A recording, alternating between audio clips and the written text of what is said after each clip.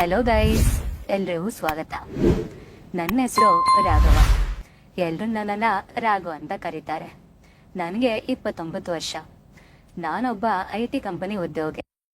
ಬೆಂಗಳೂರಿನಲ್ಲಿ ವಾಸವಾಗಿದ್ದೀನಿ. 3 ವರ್ಷಗಳ ಹಿಂದೆ ನನ್ನ ಮದುವೆ ಕೂಡ ಆಗಿದೆ. ತಕ್ಕಮಟ್ಟಿಗೆ ನನ್ನ ಜೀವನ ತುಂಬ ಸುಖಮಯದಿಂದ ಕೂಡಿದೆ. ಆದರೂ ನಾನೊಂದು ತಪ್ಪು ಮಾಡಿಬಿಟ್ಟಿದ್ದೀನಿ. ಅದು ನಿಮಗೆ ಇಷ್ಟವಾಗೋ ವಿಷಯದಲ್ಲೇನೆ. ನನಗೂ ಇಷ್ಟನೇ, ಆದರೆ ನನ್ನ ಹೆಂಡತಿಗೆ ಎಲ್ಲೋ ಒಂದು ಕಡೆ ಮೋಸ ಮಾಡಿಬಿಟ್ಟಿದ್ದೀನಿ ಅನ್ನೋ ಪಾಪಪ್ರಿಂಟ್ನೆ ನನ್ನ ಕಾಡ್ತಿತ್ತು. ಹೇಳೋ ಆಗದೆ, ಹೇಳ್ದೇನೆ ಸುಮ್ಮನಿರೋಕ್ಕೂ ಆಗದೆ ತಡವಸ್ತಾ ಇದ್ದೆ.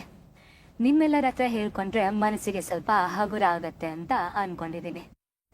ನನ್ನ ಹೆಂಡತಿ ಸಂಧ್ಯಾ ತುಂಬ ಸುಂದರವಾಗಿದ್ದಾರೆ. ನಮ್ಮದು ಅರೇಂಜ್ ಮ್ಯಾರೇಜ್. ನಮ್ಮ ಮದುವೆ ಕೂಡ ಚೆನ್ನಾಗಿಯೇ ನಡೀತು. ನಮ್ಮ ಅತ್ತೆ ಮಾವ ತುಂಬ ಒಳ್ಳೆಯವರು. ನನ್ನನ್ನು ಸ್ವಂತ ಮಗನ ಹಾಗೆ ನೋಡ್ಕೊಳ್ತಾರೆ. ನನ್ನ ಹಾಗೂ ಸಂಧ್ಯಾದ ಇಬ್ರದ್ದು ಮಂಗಳೂರು. ಆದರೆ ನಾವು ಈಗ ಬೆಂಗಳೂರಲ್ಲೇ ಮನೆ ಮಾಡ್ಕೊಂಡಿದ್ದೀವಿ. ನಮ್ಮ ಫ್ಯಾಮಿಲಿ ಹಾಗೂ ಅವರ ಫ್ಯಾಮಿಲಿ ಎರಡನ್ನೂ ಮಂಗಳೂರಲ್ಲೇ ಇದ್ದಾರೆ. ಹಾಗಾಗಿ ಇಲ್ಲಿ ನಾವಿಬ್ಬರೇ. ಮದುವೆ ಆದ ಹೊಸತರಲ್ಲಿ ನಾವಿಬ್ಬರು ತುಂಬಾ ಎಂಜಾಯ್ ಮಾಡಿದ್ವಿ. ರಜೆ ಸಿಕ್ಕಾಗೆಲ್ಲ ಮನೆಯಲ್ಲಿ ಗಂಟೆಗಟ್ಟಲೆ ನಮ್ಮ ಸರಸಗಳನ್ನು ನಡೆಸ್ತಿದ್ವಿ. ನನ್ನ ಹೆಂಡತಿಯ ಮೈಮಾಟ ನೋಡಿದಾಗೆಲ್ಲ ನನಗೆ ಆಸೆ ಬರ್ತಿತ್ತು. ಅದೇ ರೀತಿ ಸಂಧ್ಯಾ ಕೂಡ ಸಹಕರಿಸ್ತಿದ್ಲು. ದೇಶಿ ಸ್ಟೈಲ್ ಅಲ್ಲದೆ ವಿದೇಶಿ ಸ್ಟೈಲಲ್ಲೂ ಮಾಡ್ತಾ ಇದ್ವಿ. ಕೈದಾಟಕ್ಕೆ ನಮ್ಮಲ್ಲಿ ಏನು ಕಮ್ಮಿ ಇರಲಿಲ್ಲ. ಹೀಗೆ ನಮ್ಮ ಜೀವನ ತುಂಬ ಚೆನ್ನಾಗಿ ಸಾಗ್ತಾ ಇತ್ತು. ಕೆಲವು ಸಮಯದ ನಂತರ ಮನೆಯಲ್ಲಿ ಒಬ್ಬಳೇ ಇರೋಕೆ ಬೇಜಾರು ಅಂತ ಕೆಲಸಕ್ಕೆ ಸೇರಿಕೊಂಡ್ಳು. ಹೀಗಿರುವಾಗ ಹೋದ ಬೇಸಿಗೆ ರಜೆಯಲ್ಲಿ ನಮ್ಮ ಮನೆಗೆ ನನ್ನ ಅಕ್ಕ ಭಾವ ಬಂದಿದ್ರು. ನನ್ನ ಅಕ್ಕ ಚಿತ್ರ ನನಗಿಂತ 4 ವರ್ಷ ದೊಡ್ಡವಳು. ನನ್ನ ಹೆಂಡತಿಯಂತೆ ಸುಂದರವಾಗಿದ್ದಾರೆ. ನನ್ನ ಭಾವ ಪ್ರಕಾಶ್ ನನಗಿಂತ 10 ವರ್ಷ ದೊಡ್ಡವರು. ನಮ್ಮ ಭಾವ ಒಬ್ಬ ಬಿಸ್ನೆಸ್ ಮ್ಯಾನ್. ಅವರು ನಮ್ಮ ಮನೆಗೆ ಬಂದಾಗ ನಾವೆಲ್ಲರೂ ಚೆನ್ನಾಗಿ ಎಂಜಾಯ್ ಮಾಡ್ತಿದ್ವಿ. ನಾವು ಎಲ್ಲರೂ ಸೇರಿ ಔಟಿಂಗ್ಗೆ ಹೋಗಿ ಬಂದ್ವಿ. ನನ್ನ ಹೆಂಡತಿ ಸಂಧ್ಯಾ ಕೂಡ ತುಂಬ ಚೆನ್ನಾಗಿ ಅವರ ಜೊತೆ ಹೊಂದ್ಕೊಂಡಿದ್ಲು. ತುಂಬ ತಮಾಷೆಗಳನ್ನು ಮಾಡಿಕೊಂಡು ಕಾಲ ಕರಿತಿದ್ವಿ. ಬಂದ 4 ದಿನಕ್ಕೆ ಅಕ್ಕ ಭಾವ ಹೊರಟು ನಿಂತರು. ಆಗ ನಮಗೆ ತುಂಬ ಬೇಜಾರಾಯಿತು. ನಾವು ಇನ್ನು ಸ್ವಲ್ಪ ದಿನ ಬಿಟ್ಟು ಹೋಗಿ ಅಂತ ತುಂಬ ಕೇಳ್ಕೊಂಡಿದ್ವಿ. ಆಗ ಭಾವ, ರಘು, ನನಗೆ ತುಂಬಾ ಮುಖ್ಯವಾದ ಕೆಲಸಗಳು ಇದ್ದಾವೆ, ನಾನು ಹೋಗಲೇಬೇಕು. ನಾನು, ಪ್ಲೀಸ್ ಭಾವ, ಇನ್ನೊಂದೆರಡು ದಿನ ಇದ್ದು ಹೋಗಿ. ಭಾವ, ಇಲ್ಲ ರಘು, ಬೇರೆ ಟೈಮ್ ಆಗಿದ್ರೆ ಏನೋ ನೋಡ್ಬೋದಿತ್ತು, ಬಟ್ ಈಗ ತುಂಬ ಇಂಪಾರ್ಟೆಂಟ್ ಇದೆ, ಆಗೋಲ್ಲ, ಬೇಜಾರು ಮಾಡ್ಕೋಬೇಡ ಎಂದರು. ನಾನು ಹಾಗೆ ಅವ್ರನ್ನ ಕೇಳ್ಕೊಳ್ತಿದ್ದಾಗ ಸಂಧ್ಯಾ, ಅಣ್ಣ, ಒಂದು ಕೆಲಸ ಮಾಡಿ, ನೀವು ಹೋಗಿ ನಿಮ್ಮ ಕೆಲಸವನ್ನು ಮಾಡ್ಕೊಳ್ಳಿ, ಅತ್ತಿಗೆ ಇನ್ನೊಂದು ಸ್ವಲ್ಪ ದಿನ ಬಿಟ್ಟು ಬರ್ತಾರೆ. ಭಾವ ಒಂದು ಸರತಿ ಅಕ್ಕನ ಮುಖ ನೋಡುತ್ತಾ, ಏನ್ ಚಿತ್ರ, ಇದ್ದು ಬಾ ಮರೈತಿ, ಇವರು ಇಲ್ಲಾಂದ್ರೆ ನನ್ನ ಬಿಡೋದೇ ಇಲ್ಲ.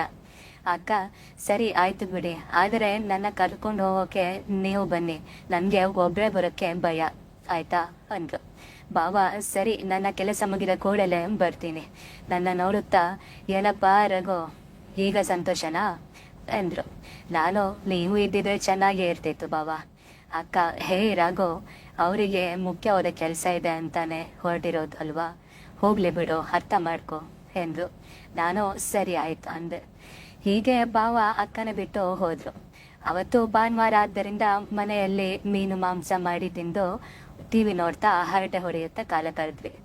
ರಾತ್ರಿ ಮಲಗುವ ಸಮಯ ಬಂದಾಗ ಸಂಧ್ಯಾ, ರೀ, ನೀವು ಇವತ್ತು ಒಬ್ಬರೇ ಮಲಗಬೇಕು. ಅದಕ್ಕೆ ನಾನು, ಯಾಕೆ ಎಂದೆ. ಸಂಧ್ಯಾ, ರೀ, ಅತ್ತಿಗೆ ಒಬ್ಬಳನ್ನೇ ಹೇಗೆ ಬಿಡೋದು, ಅದಕ್ಕೆ ಅತ್ತಿಗೆ ಜೊತೆ ನಾನು ಪಕ್ಕದ ರೂಮ್ನಲ್ಲಿ ಮಲಗಿರ್ತೀನಿ, ನೀವು ಒಬ್ಬರೇ ಮಲಗಿ.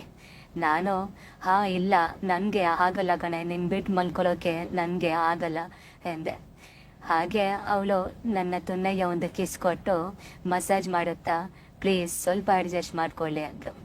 ನಾನು ಅವಳ ತೆಕ್ಕಗಳನ್ನು ಅದುಮುತ್ತಾ, ಈಗಾಗಲೇ 4 ದಿನ ಆಯಿತು ಕಣೆ, ಇನ್ನೂ ಎಷ್ಟಂತ ಅಡ್ಜಸ್ಟ್ ಮಾಡ್ಕೊಳ್ಳೋದು ಎಂದೆ. ಸಂಧ್ಯಾ, ನನ್ನ ಚಡ್ಡಿಯಲ್ಲಿ ಕೈ ಬಿಟ್ಟು ನೆನ್ನೆ ಎಲ್ಲ ಮಾಡಿದ್ದೀರಾ, ಮತ್ತೆ 4 ದಿನ ಅಂತೀರಾ ಅಂತ ಹೇಳಿದ್ಲು. ನಾನು, ಅದು ನಾವಿಬ್ಬರೇ ಮನೆಯ ತುಂಬ ಮಾಡಿಕೊಂಡರೆ ಖುಷಿ ಆಗೋದು, ಅದು ಮಾಡಿ 4 ದಿನ ಆಗಲಿಲ್ವಾ ಅಂತ ಅವಳ ನೈಟಿ ಮೇಲೆಯೇ ತುಲ್ಲು ಉಜ್ಜಿತ್ತಾ ಹೇಳಿದೆ. ಸಂಧ್ಯಾ ತೊರಡುಗಳನ್ನು ಮಸಾಜ್ ಮಾಡುತ್ತಿದ್ಲು. ನಾನು ಸುಮ್ಮನೆ ಅವಳ ಮಗ ನೋಡಿದೆ. ಸಂಧ್ಯಾ ಸ್ವಲ್ಪ ಅಡ್ಜಸ್ಟ್ ಮಾಡ್ಕೊಂಡನ್ ರಾಜ. ನಾನು ನನಗೆ ನಿದ್ದೆನೇ ಬರಲ್ಲ ಕಣೆ ಎಂದು ಹಠ ಮಾಡಿದೆ. ಸಂಧ್ಯಾ ಅದಕ್ಕೆ ರೂಮಿನ ಬಾಗಿಲ ಹಾಕಿ ಬಂದು ನನ್ನ ನೋಡುತ್ತಾ ನನ್ನ ಪ್ಯಾಂಟ್ ಕೆಳಗೆ ಮಾಡಿ ನನ್ನ ಕಾಚವನ್ನು ತೆಗೆದು ತುಣ್ಣೆಯನ್ನು ಕೈಯಲ್ಲಿ ಹಿಡ್ಕೊಂಡು ಸ್ವಲ್ಪ ಹಿಂದೆ ಮುಂದೆ ಮಾಡಿ ತುಣ್ಣೆಯನ್ನು ಅವಳ ಬಾಯಿಗೆ ಪೂರ್ತಿಯಾಗಿ ಹೊಗ್ಸ್ಕೊಂಡು ತುಂಬ ಚೆನ್ನಾಗಿ ಹಿಂದೆ ಮುಂದೆ ಮಾಡ್ತಾ ನನಗೆ ತುಂಬ ಸುಖ ಕೊಟ್ಲು. ಹಾಗೆ ಸುಮಾರು ಹೊತ್ತಿನ ನಂತರ ಮಾಡಿ ಅವಳ ತುಟಿಯನ್ನು ಅದನ್ನೇ ಹಿಡ್ಕೊಂಡು ತುಂಬ ಜೋರಾಗಿ ಹಿಂದೆ ಮುಂದೆ ಮಾಡಿ ಸುಮಾರು ಹೊತ್ಕೊಳ ನಂತರ ನನ್ನ ರಸವನ್ನ ಅವಳ ಬಾಯಿಯೊಳಗೆ ಹಾರಿಸ್ಕೊಂಡ್ಬಿಟ್ಲು. ನಂತರ ಸಂಧ್ಯಾ, ಈಗ ನಿದ್ದೆ ಬರುತ್ತಲ್ವ ನನ್ನ ರಾಜ ಅಂದ ಅಲ್ಲಾಡಿಸಿ ನನ್ನ ತುನ್ನೆಗೆ ಒಂದು ಕಿಸ್ ಕೊಟ್ಟು ಕೇಳಿದ್ಲು. ನಾನು ಸರಿ, ಇವತ್ತಿಗೆ ಓಕೆ ಎಂದು ನಗ್ನಗ್ತಾ ಹೇಳಿದೆ. ಸಂಧ್ಯಾ, ಇವತ್ತು ಬಿಟ್ರೆ ಸಾಕು, ನಾಳೆದು ನೋಡ್ಕೊಳ್ಳೋಣ, ಈಗ ನಾನು ಬರ್ಲಾ ಎಂದು ಓಕೆ ಎಂದು ನಾನು ಹೇಳಿದೆ. ಸರಿ, ಗುಡ್ ನೈಟ್ ಚಿನ್ನ ಅಂತ ಅವಳ ಹಣೆಗೆ ಒಂದು ಮುತ್ತು ಕೊಟ್ಟೆ. ಹಾಗೆ ಪ್ರತಿ ರಾತ್ರಿ 12-1 ಗಂಟೆವರೆಗೂ ನಾವು ಕೈದಾಡ್ತಾ ಮಲಗಿ ಅಭ್ಯಾಸ. ಆದ್ದರಿಂದ ಅವತ್ತು ರಾತ್ರಿ ಸ್ವಲ್ಪ ಹೊತ್ತು ನಿದ್ದೆ ಬರದೆ ಒದ್ದಾಡಿದೆ. ಆಮೇಲೆ ಯಾವಾಗ ಮಲಗಿದ್ನೋ ನನಗೆ ಗೊತ್ತಿಲ್ಲ. ಮಾರನೇ ದಿನ ಸೋಮವಾರ, ಆದ್ರಿಂದ ಕೆಲಸಕ್ಕೆ ಹೊರಡ್ಬೇಕಿತ್ತು. ನನ್ನ ಹೆಂಡತಿ ಬೇಗನೆ ಎದ್ದು ಮನೆ ಕೆಲಸ ಮುಗಿಸಿ ನನ್ನ ಎಬ್ಬಿಸೋಕೆ ಬಂದ್ಲು. ನನ್ನನ್ನು ಎಬ್ಬಿಸೋಕೆ ಮುಂಚೆ ನನ್ನ ರಗ್ಗು ತೆಗೆದು ಪ್ಯಾಂಟ್ ಸರಿಸಿ ನನ್ನ ತುಣ್ಣೆಯನ್ನು ಹಿಡಿದು ಹಿಸುಕುತ್ತಾ ಎಬ್ಬಿಸಿದಳು. ನಾನು ಎಚ್ಚರವಾಗಿ ಅವಳ ನೋಡುತ್ತಾ ಗುಡ್ ಮಾರ್ನಿಂಗ್ ಚಿನ್ನ ಎಂದೆ. ಸಂಧ್ಯಾ, ಗುಡ್ ಮಾರ್ನಿಂಗ್ ರೀ, ನಿದ್ದೆ ಬಂತಾ ಅಂದ್ಲು. ನಾನು ಇಲ್ಲ ಚಿನ್ನ, ನಿನ್ಗೆ ಅಂತ ಕೇಳ್ತಾ ಅವಳ ಕೈಯಲ್ಲಿದ್ದ ಕಾಪಿನ ತಗೊಂಡೆ.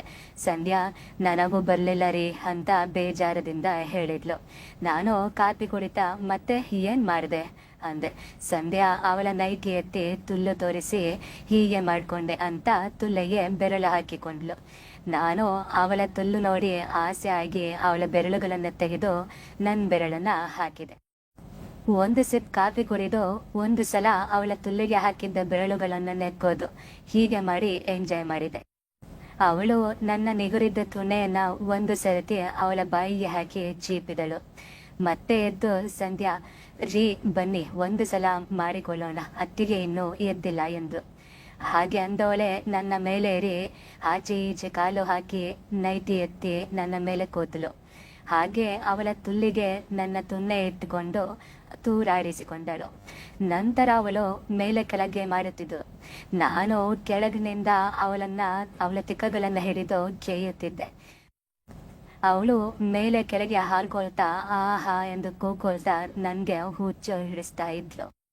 ಹಾಗೆ ಸ್ವಲ್ಪ ಹೊತ್ತು ಮಾಡಿ ಅವಳ ತುಲ್ಲನ್ನು ತಂದು ನನ್ನ ಬಾಯಿಗೆ ಒತ್ತಿಕೊಟ್ಟಳು. ಅವಳ ತುಲ್ಲನ್ನು ಅವಳಾಗಿ ಅಲ್ಲಾಡಿಸಿಕೊಳ್ಳುತ್ತಾ ಮಜಾ ತಗೊಳ್ತಾ ರೀ ಎಂದು ಕೂಗಾಡ್ಕೊಳ್ತಾ ನೆಕ್ಕಿಸ್ಕೊಳ್ತಾ ಇದ್ಲು. ನಾನು ನನ್ನ ನಾಲಿಗೆಯನ್ನು ಒಳಗೆ ನುಗ್ಗಿಸಿ ಅವಳ ತುಲ್ಲಿಗೆ ಒಳ್ಳೆಯ ಸುಖವನ್ನು ಕೊಡ್ತಾ ಇದ್ದೆ. ಅವಳು ಕೂಡ ಕಡಿಮೆ ಇರಲಿಲ್ಲ. ನಾನು ನೆಕ್ಕಿದಷ್ಟು ಸಾಲದ ಹಾಗೆ ಇನ್ನು ಜೋರಾಗಿ ಒತ್ತಿಕೊಂಡು ಮಜಾ ತಗೊಳ್ತಾ ಇದ್ಲು. ಮತ್ತೆ ಸ್ವಲ್ಪ ಹೊತ್ತ ನಂತರ ನನ್ನ ತುಣೆಯನ್ನು ಮತ್ತೆ ಜೋರಾಗಿ ಹಿಂದೆ ಮುಂದೆ ಮಾಡಿ ಸೀಬೋಕೆ ಸ್ಟಾರ್ಟ್ ಮಾಡ್ಕೊಂಡ್ರು.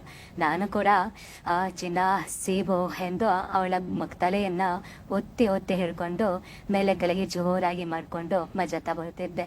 ಹೀಗೆ ಸ್ವಲ್ಪ ಹೊತ್ತು ಮಾಡಿ ಆದ್ಮೇಲೆ ಮತ್ತೆ ಅವಳು ನನ್ನ ಮೇಲೆ ಬಂದು ಹಡೋಕೆ ಸ್ಟಾರ್ಟ್ ಮಾಡ್ಕೊಂಡ್ರು. ಅವಳೇ ಜೋರಾಗಿ ಎತ್ತಿ ಕೆಳಗೆ ಮೇಲೆ ಮಾಡ್ಕೊಳ್ತಾ ಜೋರಾಗಿ ಕೂಕೊಳ್ತಾ ಇದ್ಲು. ಬಾ ರಜಾ ಮಾರೋ ಅಂದು ಕೂಕೊಳ್ತಾ ಇದ್ಲು.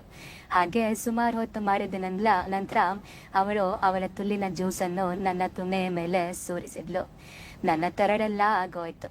ಅವಳು ಹಾಗೆ ಸುಸ್ತಾಗಿ ನನ್ನ ಮೇಲೆ ಮಲಗಿಕೊಂಡ್ರು. 5 ನಿಮಿಷ ಬಿಟ್ಟು ಎದ್ದು ಸಂಧ್ಯಾ, ರೀ ಎದ್ದೇಳೆ, ಅತ್ತಿಗೆ ಬಂದಾರು ಎಂದು ಹೇಳಿದ್ರು. ಎದ್ದು ಅವಳೇ ನೈಟಿ ಸರಿ ಮಾಡಿಕೊಂಡು ನನ್ನ ತುನ್ನೆ ಮತ್ತು ತೊರಡನ್ನು ಬಟ್ಟೆ ಒಂದು ಕ್ಲೀನ್ ಮಾಡಿ ತುನ್ನೆಗೆ ಮತ್ತೆ ಕಿಸ್ ಕೊಟ್ಟು ಪ್ಯಾಂಟ್ ಹಾಕಿದ್ಲು. ನನಗೆ ತುಂಬಾ ಖುಷಿ ಆಯ್ತು. ಮತ್ತೆ ನಾವು ಎದ್ದು ರೆಡಿಯಾಗಿ ಕೆಲಸಕ್ಕೆ ಹೊರಡುವಾಗ ಅಕ್ಕನಿಗೆ ಬೇಗ ಬರುತ್ತೇವೆ, ಅದುವರೆಗೂ ಟಿವಿ ನೋಡ್ಕೊಳ್ಳಿ, ಇಲ್ಲ ಅಂದ್ರೆ ಹಾಗೆ ಒಂದು ವಾಕ್ ಹೋಗಿ ಬನ್ನಿ ಅಂತ ಹೇಳಿ ಹೊರಟೆವು. ನಾನು ಆದಾಗ ಆಫೀಸಿನಿಂದ ಫೋನ್ ಮಾಡಿ ಅಕ್ಕನ ಬಗ್ಗೆ ವಿಚಾರಿಸ್ಕೊಳ್ತಾ ಇದ್ದೆ. ಸಂಧ್ಯಾ 4 ಗಂಟೆಗೆಲ್ಲ ಮನೆಗೆ ಬಂದಿರುತ್ತಾರೆ. ಅವಳು ಬಂದ್ಲು ಅಂದಾಗ ನಾನು ನಿಶ್ಚಿಂತೆಯಿಂದ ಇದ್ದೆ. ನಾನು ಕೆಲಸ ಮುಗಿಸಿ ಮನೆಗೆ ಹೋದಾಗ 8 ಗಂಟೆ ಆಯ್ತು. ಮುಂದಿನ ವಿಡಿಯೋದಲ್ಲಿ ಮುಂದೇನಾಯ್ತು ಅಂತ ಹೇಳ್ತೀನಿ. ಅದು ಅಕ್ಕನ ತುಲ್ಲಲ್ಲ ಜೈದ ಭಾಗ ಆಗಿರುತ್ತೆ. ನನ್ನ ಹೆಂಡತಿ ಅಂದ್ಕೊಂಡೆ ನಾನು ಮಾಡಿದಂತ ಒಂದು ಕೆಲಸ ಅದು. ಇನ್ನ ಇಂಟ್ರೆಸ್ಟಿಂಗ್ ಆಗಿರುತ್ತೆ. ಸೊ ಕಾಯ್ತಾ ಇರಿ. ಹಾಗೆ ಈ ವಿಡಿಯೋ ಇಷ್ಟ ಆಗಿದ್ರೆ ನಮ್ಮ ಚಾನೆಲ್ನ ಸಬ್ಸ್ಕ್ರೈಬ್ ಮಾಡ್ಕೊಡಿ ಹಾಗೂ ವಿಡಿಯೋನ ಲೈಕ್ ಮಾಡಿ.